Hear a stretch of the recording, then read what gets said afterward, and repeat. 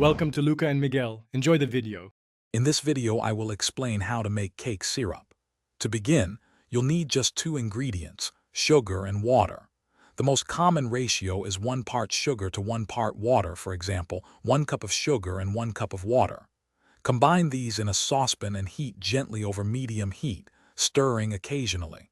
Continue heating until all the sugar crystals have completely dissolved, creating a clear liquid.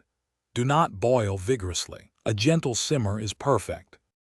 Once your basic syrup is made, it's time to get creative with flavors. For extracts such as vanilla, almond, or peppermint, stir them in after the syrup has cooled slightly to preserve their delicate aromas.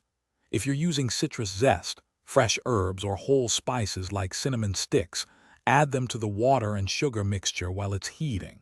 Let them steep as the syrup cools, then strain them out before use. A splash of your favorite liqueur also works wonderfully. Applying the syrup correctly is key to a moist cake. It's best to apply the cooled syrup to cake layers that are still slightly warm, as this allows for optimal absorption.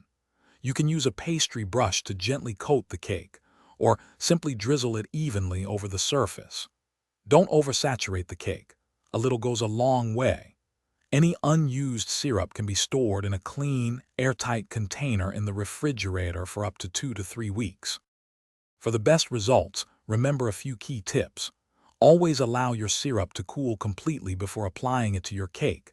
Hot syrup can make your cake soggy. You can also adjust the sugar to water ratio to make a sweeter or less sweet syrup, depending on your preference.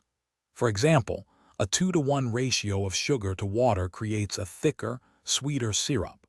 Don't be afraid to experiment with different flavorings to find your signature taste. Enjoy your perfectly moist cakes. Thanks for watching and please subscribe. It's the best investment you'll ever make.